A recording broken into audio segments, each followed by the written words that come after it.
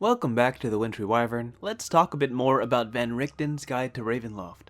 Thanks to more and more people getting a hold of the official book, the information about the two new subclasses, the College of Spirits Bard and the Undead Warlock, have been completely revealed to the public. If you're looking for the three new lineages, I've got a video on that if you want to check that out afterwards. Today we're going to break down both subclasses and examine how exactly they've changed since we first saw them back in Subclasses Part 4 on Arcana from last year. Are they stronger, weaker, spookier than ever? We have timestamps down below if you want to skip around or pause or rewind, so let's find out. The College of Spirits Bard taps into occult magic, relying on the power of stories, whether historical or fictional, to manifest powerful spirits capable of changing the present world.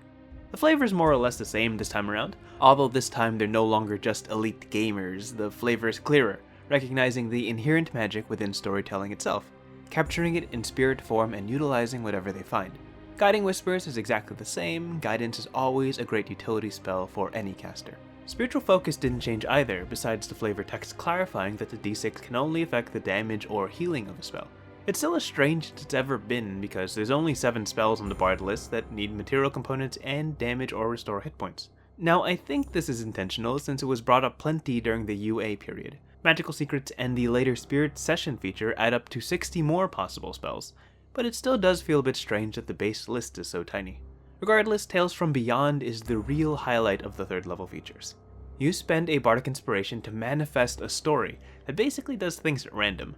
This is such a unique table within 5th edition because the options available grows as your Bardic dice grows. All the tales have taken on more dramatic names in the official release. Some features are changed entirely, like Tale of the Clever Animal, which swapped out a bit of a confusing attack buff with one more skill focused. A small change in Tales of the Beloved Friends offers temp HP instead of real HP, to differentiate it from Tale of the Angel later on. You'll notice many of these changes are focused on simplification and clarification, getting rid of the confusingly worded sentences for ease of understanding and combat fluidity. Tale of the Avenger, for example, used to require a reaction to bounce back damage. Now it always deals damage whenever they're hit with a melee attack. Hero has also now gained +1 AC alongside the move speed.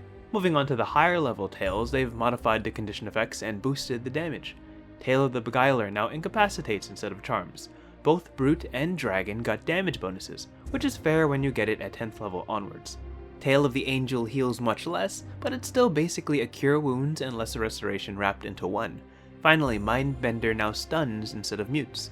Overall, some solid practical changes. Bardic Inspirations are already very useful as boosts to attack rolls and saving throws, so these tales are designed to compete.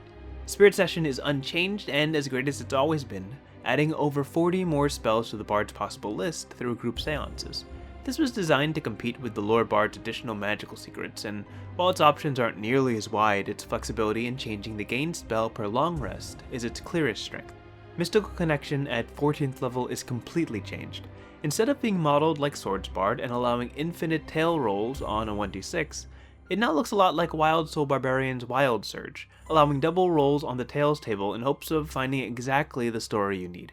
This was certainly a move to lower the subclass's power ceiling, and bolster the reliability of the tails table, without permitting going infinite on the first few options. Overall, I'm pretty happy with the changes. I think they've ironed out a lot of the more confusing parts of the subclass, and offered a new Bard option full of personality. For people like me who very much enjoy random tables and improvising on the fly, I can already see a multitude of stories the Bard will come to create, whether intentionally or otherwise, on their journey to learn more about the history of the world and themselves. Moving on to the Undead Warlock, this subclass definitely made some waves when it first dropped.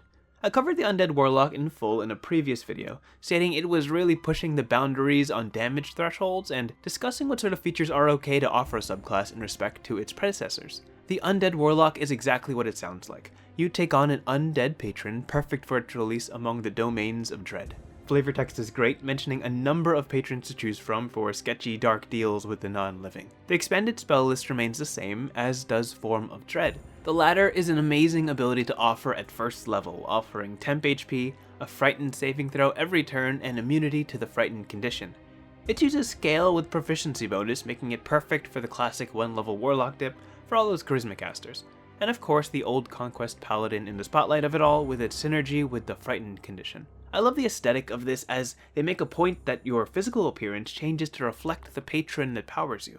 Grave Touched has been rightfully nerfed, reducing the additional necrotic damage to once per turn. The biggest criticism of the subclass was how it would double the damage of every attack, making it way too powerful in tandem with Eldritch Blast. While necrotic damage is a more commonly resisted damage type, its bonus damage and synergy with the rest of the Undead Warlock's features makes it a boon overall. Necrotic Husk no longer makes you explode, but rather erupt with deathly energy, which honestly I think is less cool. As we predicted, now you can choose who gets hurt from your eruption, rather than it being everyone nearby. Most of the wording changes are for simplicity's sake, so you don't have to worry about what happens to your clothes and belongings when you explode. You keep the immunity to necrotic damage, which is awesome and very strong in the right campaigns. Spirit Projection has a couple of very small nuanced changes. It still allows you to project your body, granting you a number of benefits in ghostly form. However, you don't duplicate your items, which I'm assuming caused some shenanigans when they heard about it in feedback, like potions and scrolls and whatnot. You also have no clothes, if I'm understanding this right. I'm not sure what this means for armor and shields. Would you replicate the game statistics of the armor class, but not carry the metal itself? Regardless, you still get all your magic item buffs and benefits, I'm pretty sure, as anything that affects your physical body affects your spirit form as well, as written. This does mean all conditions like charms and stuns still work on you. Make sure to be very careful where you leave your body, as an unconscious target is prime meat for tons of critical hits. As a reward for exposing yourself to the elements, you get a ton of benefits. Resistance to weapon type damage, totally requirement-free conjuration and necromancy casting, as long as there's no gold cost, fly speed, hovering, and passing through solid objects as any ghost deserves. On top of that, a great bonus is a once per turn healing whenever you deal necrotic damage. Luckily for you, Grave Touched lets you turn any damage from an attack roll into necrotic damage. It doesn't specify where the damage has to come from, so in theory, smite damage, hex damage, any damage that stacks on top of that attack roll damage is fair game. At 14th level, any healing is more than welcome and likely the balancing trade-off for having your unconscious body in another room. Undead Warlock makes it out of UA relatively unscathed, keeping their frightened immunity, necrotic immunity, and a little bit of their bonus damage. Do we finally have a challenger to Hexblade for the throne of the best one-level Warlock dip? We'll have to wait and see. Van Richten's Guide to Ravenloft drops on May 18th, 2021, and with it comes the revised Gothic lineages, Domains of Dread, Dark Gifts, and plenty more. Again, if you want to see the lineages, the Dhampir, the Hexblood, and the Reborn, there's a video for that on my channel. Thanks for watching. Make sure to like, comment, subscribe. May your explosions always be deathly, your spirit rolls always perfectly lucky, and above all, stay frosty.